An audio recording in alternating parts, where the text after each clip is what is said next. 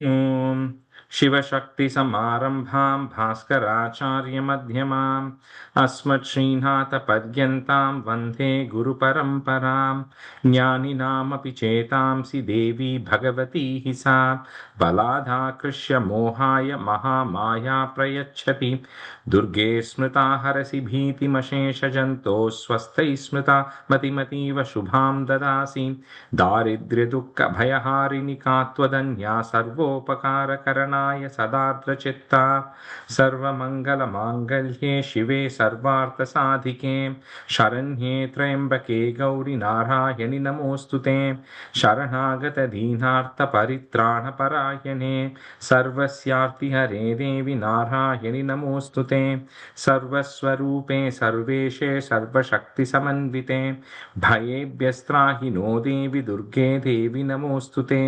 रोगानशेषानपहंसि तुष्टारुष्टातु कामान् सकलानभीष्टान् त्वामाश्रितानां न विपन्नराणां त्वामाश्रिता ह्याश्रयतां प्रयान्ति सर्वाबाधा प्रशमनं त्रैलोक्यस्याखिलेश्वरि एवमेव त्वया कार्यमस्मद्वैरिविनाशनम् ॐ everyone. Good evening, everyone. Welcome.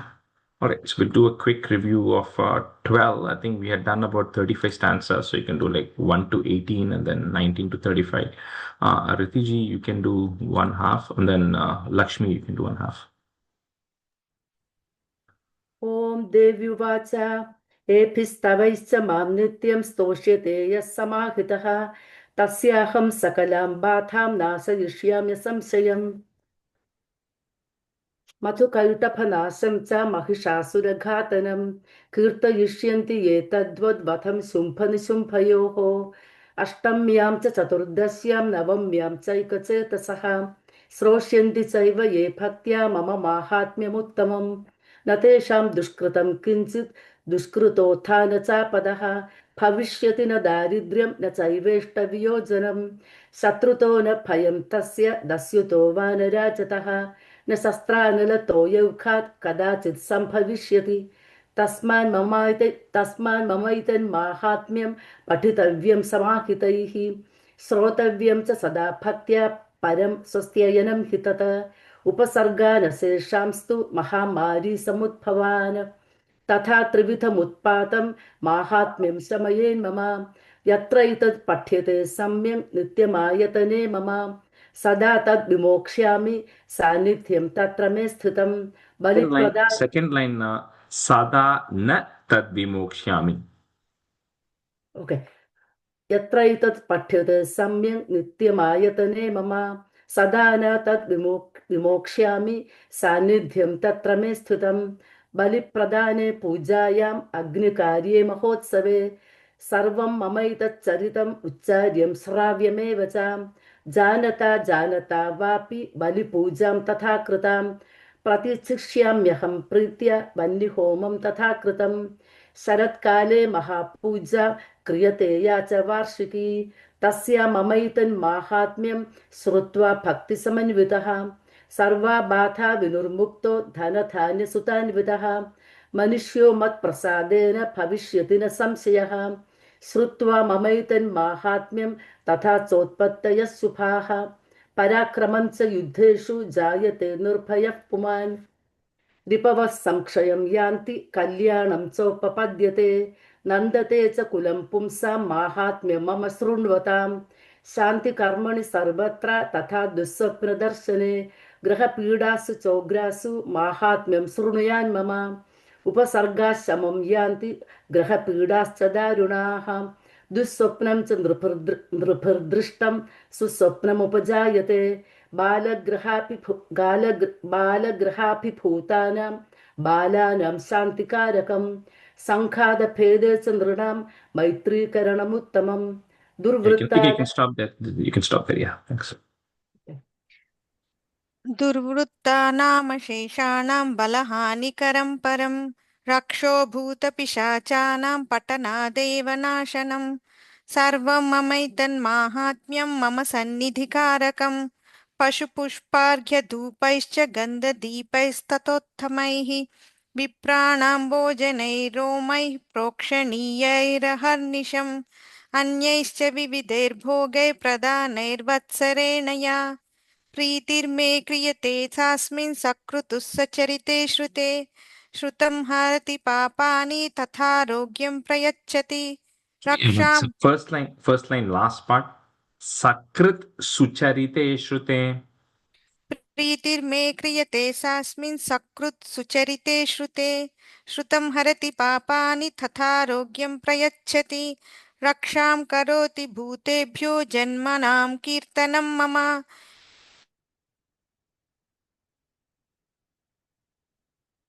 We lost you. I think she froze. कृताः Lakshmi, sorry, we lost you after that second line. Oh, tasmin shrute, is that where you lost me? You can start from there. That's okay. Keep going. You can Okay. start from there. तस्मिन् श्रुते वैरिकृतं भयं पुंसां न जायते युष्माभिस्तूतयो याश्च ब्रह्मर्षिभिः कृताः ब्रह्मणा च कृतास्तास्तु प्रयच्छन्ति शुभां मतिम् अरण्ये प्रान्तरे वापि दावाग्निपरिवारितः दस्युभिर्वावृतः शून्ये गृहीतो वापि शत्रुभिः सिंहवाग्रायनुतो सिंहवाग्रानुयतोऽन्वा वने वा वनहस्तिभिः Name first word. Simha vyagranu yato va. सिंहवाग्रानुयातो वा वने वा वनहस्तिभिः राज्ञा क्रुद्धेन चाज्ञप्तो वध्यो बन्धगतोऽपि वा आघूर्णिता वा तेन स्थितः पोते महार्णवे Name first word. Agurnito. आघूर्णितो वा तेन स्थितः पोते महार्णवे पतत्सु चापि शस्त्रेषु सङ्ग्रामे वृषधारुणे सर्वाबाधासु घोरासु वेदनाभ्यर्थितोऽपि वा स्मरन्ममैतच्चरितं नरो मुच्येत सङ्कटात् मम प्रभावात् सिंहाद्य दस्यवो वैरिणस्तथा दूरादेव पलायन्ते स्मरस्तश्चरितं मम ऋषिरुवाच इत्युक्त्वा सा भगवती चण्डिका चण्डविक्रमा पश्यतामेव देवानां तत्रैवान्तरधीयता तेऽपि देवा निरातङ्का स्वाधिकारान् यथा पुरा यज्ञबाघभुजः सर्वे चक्रुर्विनिहितारयः Hatarayah. विनिहतारयः दैत्याश्च देव्या निहते शुम्भे देवरिपो युधि I think that's the end, Oh, we right? stopped at 34? Okay, all right. I thought 35. Sorry. Okay. Let's start from 35. Madhu, you can be student, and Vidya, you can be student. Jagat vidvamsini tasmin mahogretula vikrame nishumbhe cha mahavirye sheshaha, put a F, sheshah patalamayayu. So in the 12th chapter, we started seeing the Kalastuti of Devi Mahatmyam, right? With Devi telling what are the benefits of chanting Devi Mahatmyam, what are the apt times where it is more powerful and all of that. And towards the end, the Rishi is wrapping up that saying that with this, the Devas who then had the victory, so they won back all that they have lost. And then the Asuras, after Shumbha and Nishumbha were defeated, they all started dispersing. That's why here, after Nishumbha also went away, Sheshaha Patala Mayayuhu. So they all went back to the netherworlds, they all went back to where they came from. So all the Asuras dispersed. Jagat vidvamsini tasmin mahogre tula vikrame nishumbhe cha mahavirye sheshah patalamaya जगद्विध्वंसिनी तस्मिन् महोग्रेतुलविक्रमे निशुम्भे च महावीर्ये शेषाः पातालमाययुः जगद्विध्वंसिनी तस्मिन् महोग्रेतुलविक्रमे निशुम्भे च महावीर्ये शेषाः पातालमाययुः जगद्विध्वंसिनी तस्मिन् महोग्रेतुलविक्रमे निशुम्भे च महावीर्ये शेषाः पातालमाययुः जगद्विध्वंसिनी तस्मिन् महोग्रेतुलविक्रमे निशुम्भे च महावीर्ये शेषाः पातालमाययुः एवं भगवती देवी सा नित्यापि पुनः. So that punaha, you put an F to join. Punaha. Sambhuya kurute bhupa jagataha. Put a F again. Jagatah paripalanam. Like we saw towards the end of the 11th chapter when Devi said, I will come as with different names, I will have different incarnations. She says this way, he said this Devi who's gone for now will keep coming again and again. Like Vishnu's avataram, there are multiple avatarams of Devi, so she'll coming again and again for Jagatav Paripalanam. So whenever there's a need to take care and she has to incarnate, she will incarnate under different names. एवं भगवती देवी सा नित्यापि पुनः सम्भूय कुरुते भूप जगतः परिपालनम् एवं भगवती देवी सा नित्यापि पुनः सम्भूय कुरुते भूप जगतः परिपालनम् एवं भगवती देवी सा नित्यापि पुनः सम्भूय कुरुते भूप जगतः परिपालनम् एवं भगवती देवी सा नित्यापि पुनः सम्भूय कुरुते भूप जगतः परिपालनम् एवं भगवती देवी सा नित्यापि पुनः सम्भूय कुरुते भूप जगतः परिपालनम् एतन् मोह्यते विश्वं सैव विश्वं प्रसूयते सा याचिता च विज्ञानं तुष्टा रिद्धिं प्रयच्छति. Short E at the end. तैतन्मोह्यते विश्वं सैव विश्वं प्रसूयते सा याचिता च विज्ञानं तुष्टा रिद्धिं प्रयच्छति. तयैतन्मोह्यते विश्वं सैव विश्वं प्रसूयते सा याचिता च विज्ञानं तुष्टा रिद्धिं प्रयच्छति तयैतन्मोह्यते विश्वं सैव विश्वं प्रसूयते सा याचिता च विज्ञानं तुष्टा रिद्धिं प्रयच्छति तयैतन्मोह्यते विश्वं सैव विश्वं प्रसूयते सा याचिता च विज्ञानं तुष्टा रिद्धिं प्रयच्छति तयैतन्मोह्यते विश्वं सैव विश्वं प्रसूयते सा याचिता च विज्ञानं तुष्टा रिद्धिं प्रयच्छति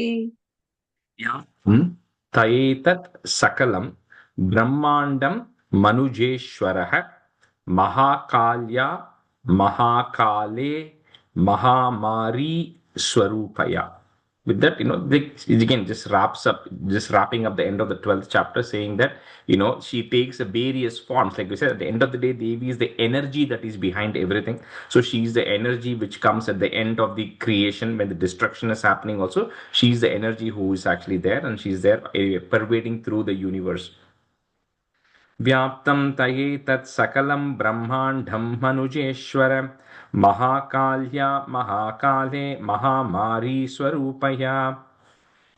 व्याप्तं तयैतत् सकलं ब्रह्माण्डं मनुजेश्वर महाकाल्या महाकाले महामारी स्वरूपया व्याप्तं तयैतत् सकलं ब्रह्माण्डं मनुजेश्वर महाकाल्या महाकाले महामारी स्वरूपया व्याप्तं तयैतत् सकलं ब्रह्माण्डं मनुजेश्वर महाकाल्या महाकाले महामारी स्वरूपया व्याप्तं तयैतत् सकलं ब्रह्माण्डं मनुजेश्वर महाकाल्या महाकाले महामारी स्वरूपया इव काले महामारी सैव सृष्टिर्भवत्यजा स्थितिं करोति भूतानां सैव काले सनातनी. Which means this is a continuation, right? So she is the one who's responsible for the destruction, the energy behind the destruction, but the same energy is again used in the creation again. So the same thing is again triggers the creation as well. सैव काले महामारी सैव सृष्टिर्भवत्यजा स्थितिं करोति भूतानां सैव काले सनातनी सैव काले महामारी सैव सृष्टिर्भवत्यजा स्थितिं करोति भूतानां सैव काले सनातनी सैव काले महामारी सैव सृष्टिर्भवत्यजा स्थितिं करोति भूतानां सैव काले सनातनी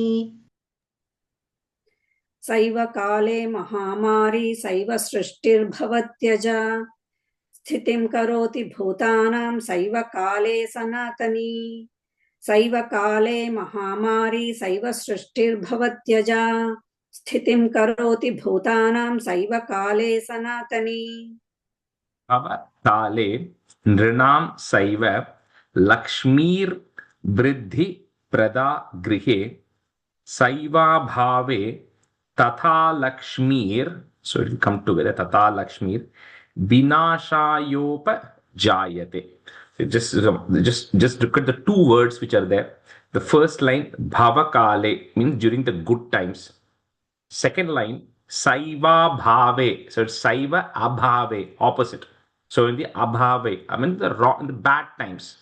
In the first line, the bhavakale, she is lakshmihi. So she is the Lakshmi, which means which is the prosperity, which is so during the good times when you are prosperous, it is because of her that you are prosperous, which is during the when times are good, which means you have blessings. So Lakshmi is just prosperity, not necessarily money, right? But the prosperity is vriddhi, it's going up.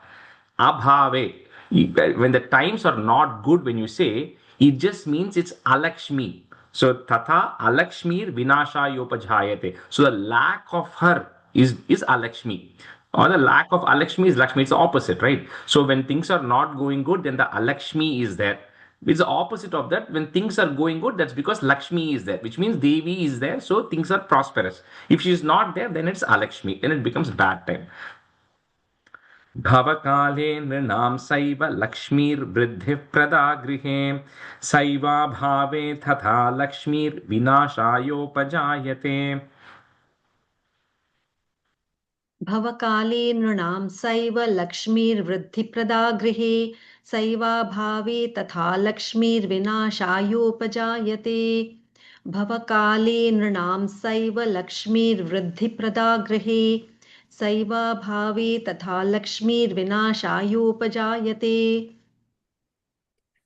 भवकाले नृणां सैव लक्ष्मीर्वृद्धिप्रदा गृहे सैवाभावे तथा लक्ष्मीर्विनाशायोपजायते भवकाले नृणां सैव लक्ष्मीर्वृद्धिप्रदा गृहे सैवाभावे तथा लक्ष्मीर्विनाशायोपजायते.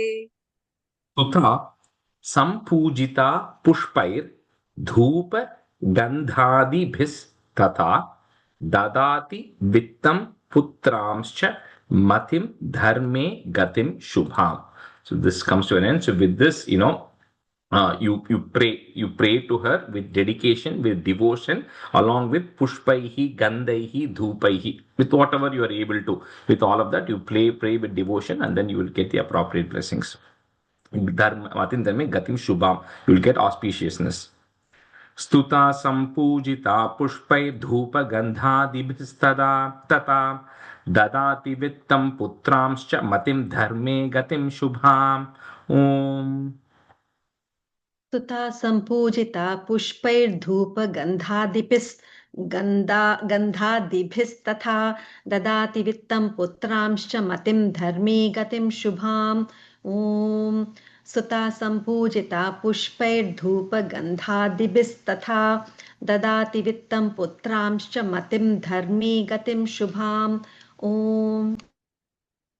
स्तुता सम्पूजिता पुष्पैर्धूपगन्धादिभिस्तथा ददाति वित्तं पुत्रांश्च मतिं धर्मे गतिं शुभाम्. ॐ स्तुता सम्पूजिता पुष्पैर्धूपगन्धादिभिस्तथा ददाति वित्तं पुत्रांश्च मतिं धर्मे गतिं शुभाम्. ॐ सत्या सन्तु यजमानस्य कामाः नमो देव्यै महादेव्यै शिवायै सततं नमः नमः प्रकृत्यै भद्रायै नियताः प्रणतास्मतां साङ्घायै सायुधायै सपरिवारायै सर्वात्मिकायै श्रीबाला त्रिपुरसुन्दर्यै नमः. So Bala Tripura Sundarye, Bala means small, right? 8, 9, however you want to call it at age. Tripura means the three worlds. Sundarye means beautiful. So she is the child form of Lalita, of Tripura Sundari, who is Lalita, who is in the form of a 8 or 9 year girl, so 9 year girl, right? So when we do Kanya Puja, right, we say during Devi Mahatmyam, so that's the 8, 9 small young girl, right, who is there. So in the form of that young girl as Bala Tripura Sundari, prostrations to you. ॐ सत्यासन्तु यजमानस्य कामा आहा नमो देव्यै महादेव्यै शिवायै सततं नमः नमः प्रकृत्यै भद्रायै नियताः प्रणतास्मतां साङ्गायै सायुधायै सपरिवारायै सर्वात्मिकायै श्रीबाला त्रिपुरसुन्दर्यै नमः.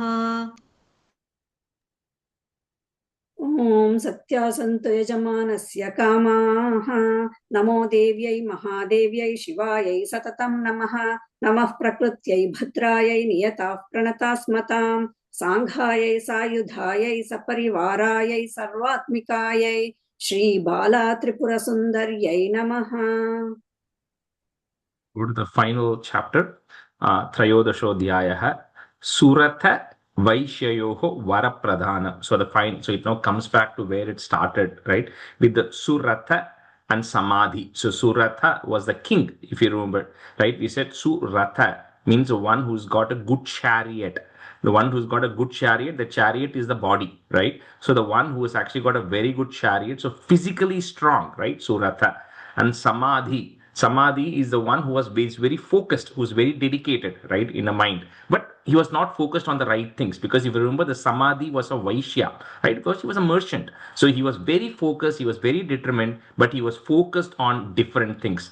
And this Surata had a very strong body, which is the carrier for the soul, but the body was focused on other things, right? The soul was not focused on what it needed to focus on. Those were the two people who were there, and they both came to Sumedhas, the one who's got the good, right intelligence. So we all have intelligence, but it's what you apply it for. So the Sumedhas had the right intelligence because he knew where to apply it, and he was the one who then told about the various incarnations of Devi in all of these chapters, right? So there's no the whole thing is going to come to an end here. Om Rishiru Vacha एतत्ते कथितं भूप देवी माहात्म्यम् उत्तमम् एवं प्रभावा सा देवी ययेदं धार्यते जगत. This way the Rishi is closing it out, saying, this way I told you about the Mahatmyam of the Devi, right, who is very so difficult to understand, but then the way we can understand is by just looking at the activity she has actually done, because if we start describing it, it becomes very abstract, right? So we all cannot understand. So he said, this way I told you the greatness of the Devi through the activity she has done and how she has come and then got rid of all of the evils which are there. ॐ ऋषिरुवाच एतत्ते कथितं भूपदेवी माहात्म्यमुत्तमम् एवं प्रभावा सा देवी ययेदं धार्यते जगत्. ॐ ऋषिरुवाच एतत्ते कथितं देवी माहात्म्यमुत्तमम् एवं प्रभावा सा देवी ययेदं धार्यते जगत्. ॐ ऋषिरुवाच एतत्ते कथितं देवी माहात्म्यमुत्तमम् एवं प्रभावा सा देवी ययेदं धार्यते जगत्. ॐ ऋषिरुवाच एतत्ते कथितं भूपदेवी माहात्म्यमुत्तमम् एवं प्रभावा सा देवी ययेदं धार्यते जगत्. ॐ ऋषिरुवाच एतत्ते कथितं देवी माहात्म्यमुत्तमम् एवं प्रभावा सा देवी ययेदं धार्यते जगत्. विद्या तथैव क्रियते भगवत् विष्णुमायया तया त्वमेष वैश्यश्च तथैवान्ये विवेकिनः. Vidya tathaiva kriyate bhagavad Vishnu mayaya taya tvamesha vaishyascha tathaivanye vivekinaha. Vidya tathaiva kriyate bhagavadvishnumayaya taya tvamesha vaishyascha tathaivanye vivekinaha. Vidya tathaiva kriyate bhagavadvishnumayaya taya tvamesha vaishyascha tathaivanye vivekinaha. विद्या तथैव क्रियते भगवद्विष्णुमायया तया त्वमेष वैश्यश्च तथैवान्ये विवेकिनः विद्या तथैव क्रियते भगवद्विष्णुमायया तया त्वमेष वैश्यश्च तथैवान्ये विवेकिनः Muhyante mohitash chaiva mohameshyanti chapare tamupaihi maharaja sharanam parameshwarim आराधिता सैव नृणाम भोग स्वर्गापवर गदा. So here the Rishi's thing is coming to an end, right? So he remember like the context here, the king, he had actually lost everything, right? Just to remind everybody of the first chapter, right? The king had lost everything. He had lost his kingdom. He was kicked out of his kingdom. And even then, he was worried about what was happening to his people.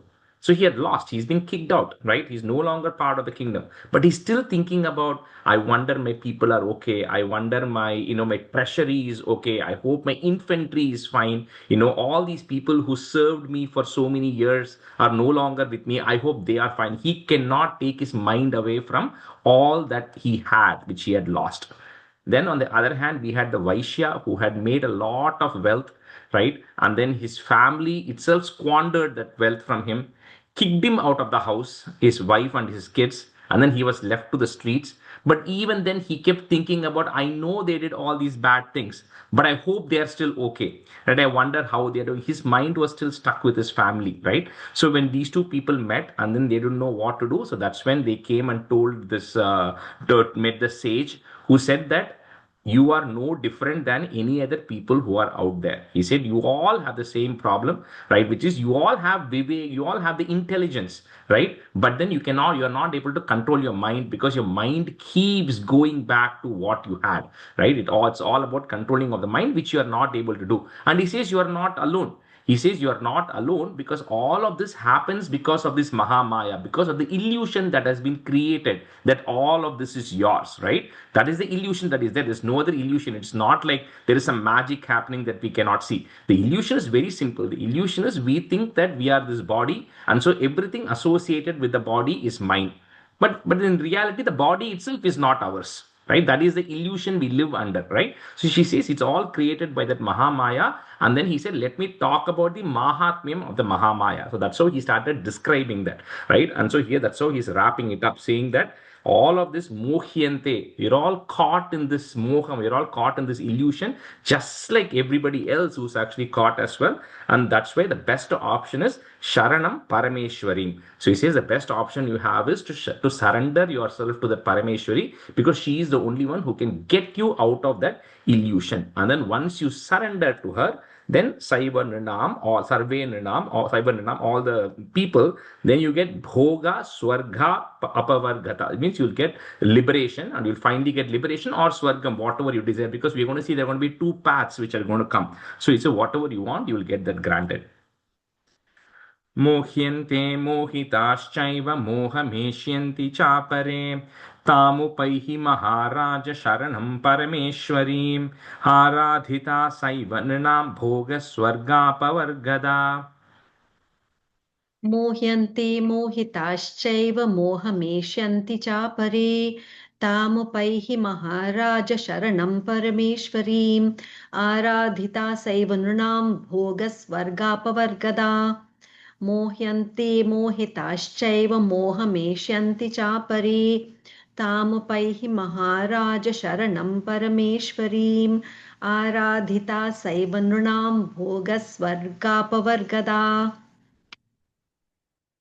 मोह्यन्ते मोहिताश्चैव मोहमेष्यन्ति चापरे तामुपैहि महाराज शरणं परमेश्वरीम् आराधिता सैव नृणां भोगस्वर्गापवर्गदा मोह्यन्ते मोहिताश्चैव मोहमेष्यन्ति चापरे तामुपैहि महाराजा शरणं परमेश्वरीम् आराधिता सैव नृणां भोगस्वर्गापवर्गदा Markandeyo vacha iti tasya vachah put ish vachas shrutva surataha put is suratas sa naradhipaha. Markandeyo vacha iti tasya vachas shrutva suratas sa naradhipaha. Markandeya उवाच इति तस्य वचः श्रुत्वा सुरथः स नराधिपः मार्कण्डेय उवाच इति तस्य वचः श्रुत्वा सुरथः स नराधिपः मार्कण्डेय उवाच इति तस्य वचः श्रुत्वा सुरतः स नराधिपः मार्कण्डेय उवाच इति तस्य वचः श्रुत्वा सुरतः स नराधिपः गणिपत्य महाभागं तं ऋषिं शंसित व्रतं निर्विण्णोति ममत्वेन राज्यापहरणेन च. I'm going to go a few stanzas and I will summarize the meaning. प्रणिपत्य महाभागं तं ऋषिं शंसित व्रतं निर्विण्णोति ममत्वेन राज्यापहरणेन च. प्रणिपत्य महाभागं तं ऋषिं शंसितव्रतं निर्विण्णोति ममत्वेन राज्यापहरणेन च प्रणिपत्य महाभागं तं ऋषिं शंसितव्रतं निर्विण्णोति ममत्वेन राज्यापहरणेन च प्रणिपत्य महाभागं तं ऋषिं शंसितव्रतं निर्विण्णोति ममत्वेन राज्यापहरणेन च प्रणिपत्य महाभागं तं ऋषिं शंसितव्रतं निर्विण्णोति ममत्वेन राज्यापहरणेन च जगाम सद्यस्तपसे सच वैश्यो महामुने संदर्शनार्थम ब्रेकिंग एट दैट मा संदर्शनार्थम अंबाया नदी पुलिन संस्थितः. जगाम सद्यस्तपसे सच वैश्यो महामुने संदर्शनार्थम अंबाया नदी पुलिन संस्थितः. जगाम सद्यस्तपसे स च वैश्यो महामुनि सन्दर्शनार्थमम्बाया नदीपुलिनसंस्थितः जगाम सद्यस्तपसि स च वैश्यो महामुनि सन्दर्शनार्थमम्बाया नदीपुलिनसंस्थितः जगाम सद्यस्तपसे स च वैश्यो महामुने संदर्शनार्थम अंबाया नदी पुलिन संस्थितः जगाम सद्यस्तपसे स च वैश्यो महामुने संदर्शनार्थम अंबाया नदी pooling संस्थितः. Switch right now. I think Jyoti ji, you can be a student, and Gomati, you can be a student. Such a Vaishyas tapas tepe Devi suktam param japan tau tasmin puline devyaha put devyah kritva murtim mahimayim. Such a Vaishyas-tapastepe Devi Suktam Param Japan Tau Tasmin Puline Devyah Kritva Murtim Mahimayim. Such a Vaishyas-tapastepe Devi Suktam Param Japan Tau Tasmin Puline Devyah Kritva Murtim Mahimayim. Such a Vaishyas-tapastepe Devi Suktam Param Japan Tau Tasmin Puline Devyah Kritva Murtim Mahimayim. Such a Vaishyas-tapastepi Devi Suktam Param Japan Tau Tasmin Puline Devyah Kritva Murtim Mahimayim. Such a Vaishyas-tapastepi Devi Suktam Param Japan Tau Tasmin Puline Devyah Kritva Murtim Mahimayim. Gomati, on the first line, tapastepe. Tapastepe. Yeah. अर्हणां चक्रतुस्तस्याः पुट एफ तस्याः पुष्पधूपाग्नितर्पणैः निराहारौ यताहारौ तन्मनस्कौ समाहितौ अर्हणां चक्रतुस्तस्याः पुष्पधूपाग्नितर्पणैः निराहारौ यताहारौ तन्मनस्कौ समाहितौ अर्हणां चक्रदुस्तस्याः पुष्पधूपाग्नितर्पणैः निराहारो यदाहारो तन्मनस्कौ समाहितौ अर्हणां चक्रदुस्तस्याः पुष्पधूपाग्नितर्पणैः निराहारो यदाहारो तन्मनस्कौ समाहितौ अर्हणां चकृतस्तस्याः पुष्पधूपाग्नितर्पणैः निराहारौ यताहारौ तन्मनस्कौ समाहितौ अर्हणां चकृतस्तस्याः पुष्पधूपाग्नितर्पणैः निराहारौ यताहारौ तन्मनस्कौ समाहितौ ददतुस्तौ बलिं चैव निजगात्रासृगुक्षितम् एवं समाराधयतोस् तोस् त्रिभिर्वर्षैर्यथात्मनोः ददतुस्तौ बलिं चैव निजगात्रासृगुक्षितम् एवं समाराधयतोस् त्रिभिर्वर्षैर्यथात्मनोः Sorry, we'll do one more line. Paritushta jagadhatri pratyaksham praha chandika. ददतुस्तौ बलिं चैव निजगात्रासृगुक्षितम् एवं समाराधयतोस्त्रिभिर्वर्षैर्यतात्मनोः परितुष्टा जगद्धात्री प्रत्यक्षं प्राह चण्डिका ददतुस्तौ बलिं चैव निजगात्रासृगुक्षितम् एवं समाराधयतोस्त्रिभिर्वर्षैर्यतात्मनोः परितुष्टा जगद्धात्री प्रत्यक्षं प्राह चण्डिका ददतुस्तौ बलिं चैव निजगात्रासु गुक्षितम् एवं समाराध्ययतोस् திருப்பி அதை சொல்ல முடியுமா ரஜேஷ் एवं समाराधयतोस् समाराधयतोस् त्रिभिर्वर्षैर्यथात्मनोः एवं समाराध्यतोस् समाराधयतोस् एवं समाराध्यतोस् समाराधयतोस् राधयतोस् एवं समाराध्यतो एवं समाराधयतोस् एवं समाराधयतोस् त्रिभिर्वर्षैर्यतात्मनोः परितृष्टा जगद्धात्री प्रत्यक्षं प्राह चण्डिका ददतुस्तौ बलिं चैव निजगात्राश्रुकुक्षितम् एवं समाराधयतोस् त्रिभिर्वर्षैर्यतात्मनोः परितृष्टा जगद्धात्री प्रत्यक्षं प्राह चण्डिका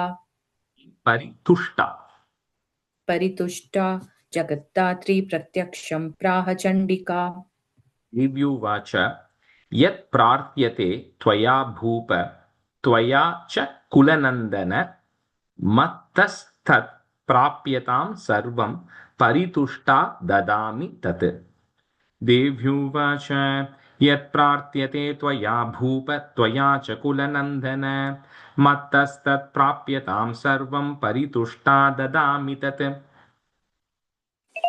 देव्युवाच यत् प्रार्थ्यते त्वया भूप त्वया च कुलनन्दन मत्तस्तत् प्राप्यतां सर्वं परितुष्टा ददामि तत् देव्युवाच यत् प्रार्थ्यते त्वया भूप त्वया च कुलनन्दन मत्तस्तत् प्राप्यतां सर्वं परितुष्टा ददामि तत् देव्युवाच यत् प्रार्थ्यते त्वया भूप त्वया च कुलनन्दन मत्तस्तत्प्राप्यतं सर्वं परितुष्टा ददामि तत् देव्युवाच यत्प्रार्थ्यते त्वया भूप त्वया च कुलनन्दन मत्तस्तत्प्राप्यतं सर्वं परितुष्टा ददामि तत् Apyatam. Second line. प्राप्यताम् प्राप्यतां मिले Yeah, I think you said prapyatam. It's Okay. prapyatam sarvam. Yeah. प्राप्यताम् Thank you. Markandeyo vacha tato vavre nripo rajyam. Break at that ma. Rajyam. Abhibhramsh yanya janmani. Abhibhramsh yanya janmani. Atraiva cha nijam rajyam hata shatru balam balat. Markandeyo vacha tato vavre nripo rajyam abhibhramshyanya janmani atraiva cha nijam rajyam hata shatru balam balat.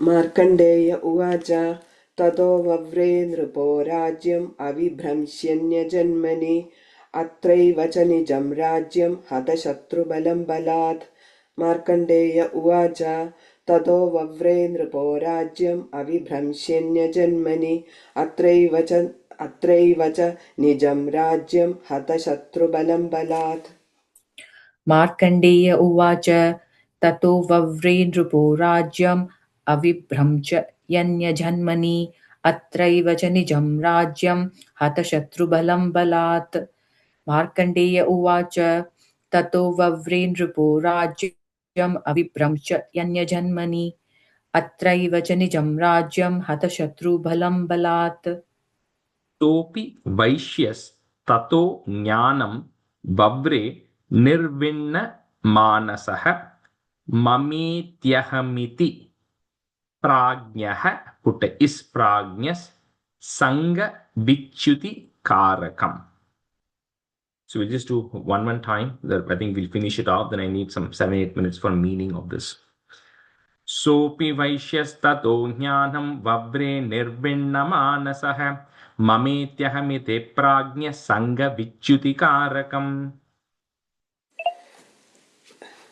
सोऽपि वैश्यस्ततो ज्ञानं वव्रे निर्विण्णमानसः ममेत्यहमिति प्राज्ञः सङ्गविच्युतिकारकम्.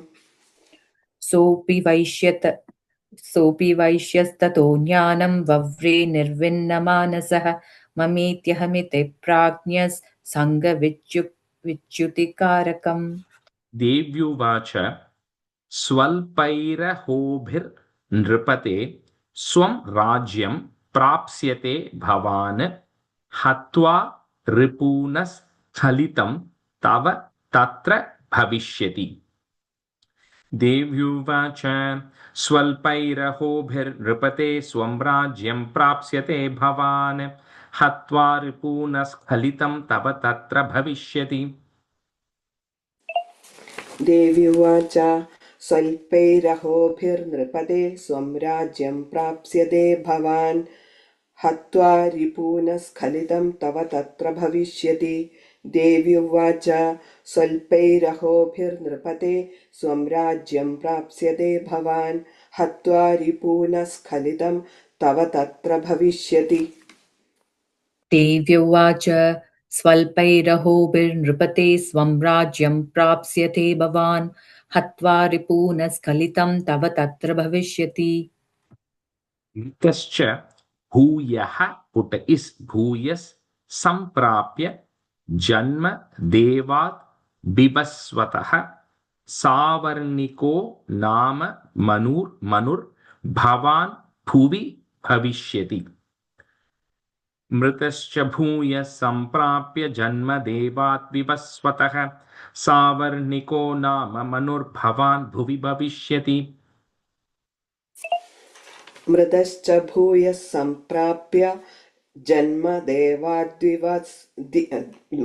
भूयः सम्प्राप्य जन्म देवात् विवस्वतः सावर्णिको नाम मनुर्भवान् भुवि भविष्यति. मृतश्च भूयः सम्प्राप्य जन्म देवात् विवस्वतः सावर्णिको नाम मनुर्भवान् भुवि भविष्यति. वैश्यवर्य त्वया यश्च बरोस्मत्तोऽभिवाञ्छितः. One word. Varo asmata abhivanchitah, but the whole word comes together. Varosmatto bhivanchitah. Tam prayachami samsiddhyai tava jnanam bhavishyati. Vaishyavaryatvaya yascha varosmatto bhivanchitah. Tam prayachami samsiddhyai tava jnanam bhavishyati. वैश्यवर्यत्वया यश्च वरोस्मत्तोऽभिवाञ्छितः तं प्रयच्छामि संसिद्ध्यै तव ज्ञानं भविष्यति वैश्यवर्यत्वया यच्च वरोऽस्मतोऽपि वाञ्छितः तं प्रयच्छामि संसिद्ध्यै तव ज्ञानं भविष्यति Ila varos mattobi it andata. Varos mattobi. वरोऽस्मत्तोऽपि वाञ्छितः Markandeyo vacha iti datva tayor devi yathabhilashitam varam. Markandeyo vacha iti datva tayor devi yathabhilashitam varam. Markandeya उवाच इति दत्त्वा तयोर्देवी यथाभिलषितं वरम् मार्कण्डेय उवाच इति दत्त्वा तयोर्देवी यथाभिलषितं वरम् विलसितं वरम् Bhabuvantar hita sadyo bhaktya tabhyam abhishtuta. You can break it that ma. Tabhyam abhishtuta. Evam devya varam labdhva surataha. Say that visarga. Surataha kshatriyarshavaha. Bhabuvantar hita sadyo bhaktya tabhyam abhishtuta. Evam devya varam labdhva surataha kshatriyarshavaha. बभूवान्तर्हिता सद्यो भक्त्या ताभ्यामभिष्टुता एवं देव्या वरं लब्ध्वा सुरथः क्षत्रियर्षभः बभूवान्तर्हिता सद्यो भक्त्या ताभ्याम् अभिष्टता एवं देव्या वरं लब्ध्वा सुरतः क्षत्रियर्षभः In last word, tabhyam abhishtuta. ताम्याम् अभिष्टुता Tabhyam.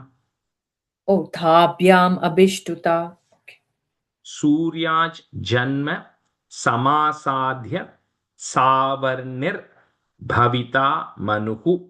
Savarnir bhavita manuhu. Clean. Om. Surya janma samasadhya savar nirbhavita manuhu. Savar nirbhavita manuhu. Clean. Om. सूर्या जन्मसमासाद्य सावर्निर्भविता मनुः सावर्निर्भविता मनुः क्लीं ॐ सूर्या जन्म समासाध्य सावर्निर्भविता मनुः सावर्निर्भविता मनुः क्लीं ॐ Santu yajamanasya kamaah. Namo devyai mahadevyai shivayai satatam namaha. Namah prakrityai bhadrayai niyatah pranatasmatam. Sangayai sayudhayai saparivarayai sarvatmikayai. Shri Mahatripura Sundaryai Shri Vidyayai Namaha. सत्यासन्तु यजमानस्य कामाः नमो देव्यै महादेव्यै शिवायै सततं नमः नमः प्रकृत्यै भद्रायै नियतः प्रणतास्मदां साङ्गायै सायुधायै सपरिवारायै सर्वात्मिकायै श्रीमहात्रिपुरसुन्दर्यै श्रीविद्यायै नमः सत्याः सन्तु यजमानस्य कामाः ॐ नमो देव्यै महादेव्यै शिवायै सततं नमः नमः प्रकृत्यै भद्रायै नियताः प्रणतास्मतां साङ्ग्रायै सायुगायै सपरिवारायै सर्वात्मिकायै श्रीमहात्रिपुरसुन्दर्यै श्रीविद्यायै नमः Completes the 13th chapter. We still have 4 more classes because there's other Uttarangams things to do. Anyway, it's the main chapter, last chapter meaning. So, like the Rishi says, with this, I've told you all the details of this Devi, right? Who Mohyate, who then controls everybody. So now it goes back to Markandeyo Vacha, because if you remember the first chapter, first stanza is Markandeyo Vacha, Savarne Surya Tanayo, Yomanu Katyate Ishtamaha. That's how it started, right? It has to kind of go back to Markandeya finishing it. So Markandeya says, with this, the sage tells this, Sumedas, and he tells the king and the rishi that I've already told you everything that is to know about Devi. So he says, you have to go perform the necessary austerities, tapas, to then go get darshan of Devi. So what this king and the Vaishya do, they're anyway in the forest there. So they then go to they go to the banks of the river, and then they perform Devi Suktam Param Japan. I think it comes there. Stanza 10. Such a Vaishyastapastepe Devi Suktam Param Japan. So all they do is they chant the Devi Suktam for 3 years. Right? They keep chanting the Devi, which is Namastasya, Namastasya, Namastasya, Namo Namaha. That's a Devi Suktam, the 26 stanzas which are there. So, they create an image of the Devi on the banks, right? With just the mud that is actually available there. And every day they actually worship her with whatever flowers is available, whatever fire is available, and whatever toyam, whatever water is available. With whatever that is actually available, they worship the Devi. And then the main thing is they then start fasting, right? So because the main thing is you have to you eat something, it distracts your mind, right? So they have to go into fasting. So fasting doesn't mean they're completely fasting by eating nothing. They eat very limited, whatever is available there. So they go into that mode of fasting. They control their minds, they control their senses, and then they engage in full concentration. And then they kind of, what do you call, keep chanting this Devi Suktam, right? Which completely there. So with that, they do that for 3 years continuously.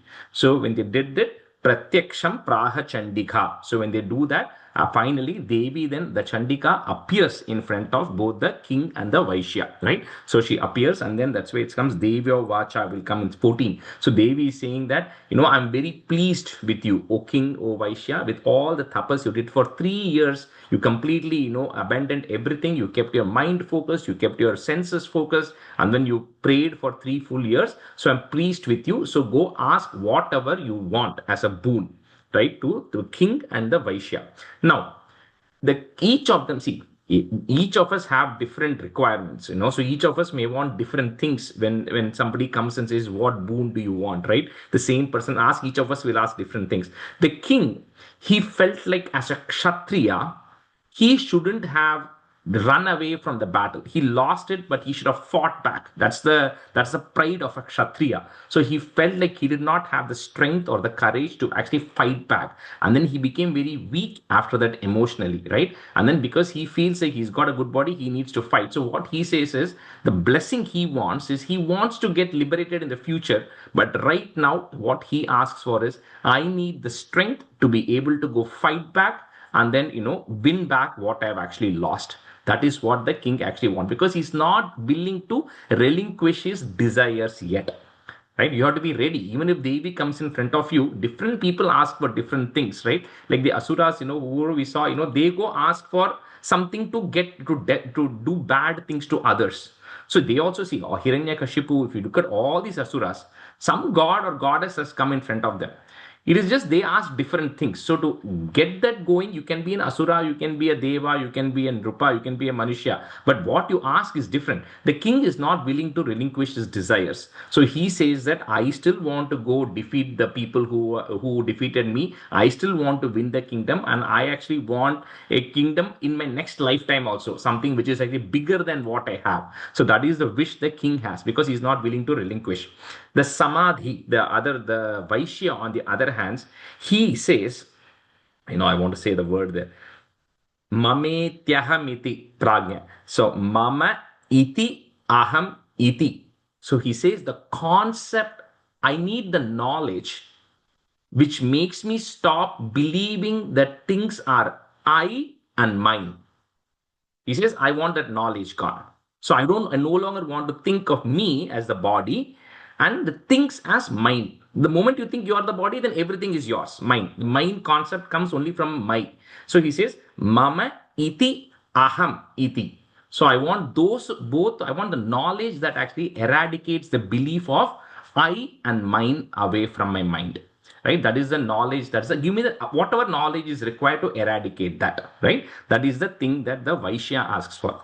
So the Devi Vacha, then the Devi is saying, king, whatever you asked for, right? You wanted a kingdom that you're going to win, you're going to win it because I've come. So whatever boon you want, you're going to get. So with this, what you will do is you will be able to go, you'll be able to defeat your enemies, then you will win over the kingdom. And after that, next life, he asked for a kingdom that doesn't perish.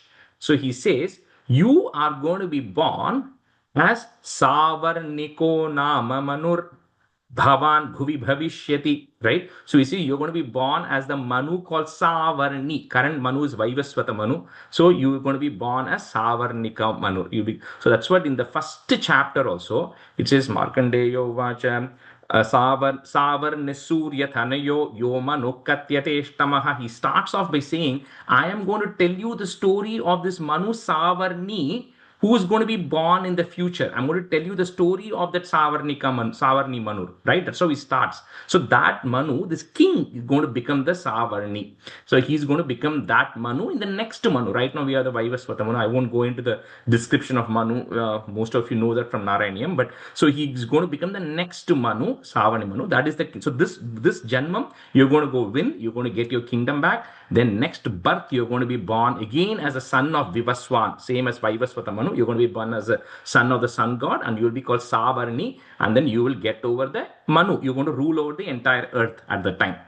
Right? And then for the Vaishya, for the merchant, she says, the moment you come to realize the knowledge that you are not I and things are not mine, you are liberated. Because then there's nothing else. Because the moment you come to that realization, then you're already enlightened being. You've got all the knowledge that is actually required. So you're enlightened. And then, like we said, I think Jyoti is in the last Narayaniam thing, right? We said enlightenment and then Madhu also. Enlightenment meant liberation, two different things, right? You have enlightened and then you have to burn over your remaining karma, you get liberated. So she says, you got if at the moment I give you that knowledge, you are enlightened. There's nothing more to learn in this world. So then whatever remaining karma is left, you're going to burn through it, then you're going to get liberated. So that is the blessing I'm giving you. So you will get that knowledge. And the moment you get that knowledge, you're going to become enlightened and then you'll get liberated with this. So with this, Devi says, with this, each of them get the boon they actually want, right? The Vaishya gets liberated. The king is then born as Savarni in this next birth, and then he's going to rule over as the Manu there. So with that, this comes to an end. This is to kind of say that with this Devi, whether you want liberation or whether you want something which is material, whatever you want is what you are going to get, right? With the blessing. So with that, this Devi Mahatmyam comes to an end. Harihi Om Shri Gurubhyo Namaha. Harihi Om. Okay. Thank you, everyone. We'll continue in the next class. We still have 3-4 more classes to go. So Thank you. Thank you. thank you, everyone. Bye. Wish you all happy Ugadi. Happy Ugadi. Happy Ugadi. Bye, everyone.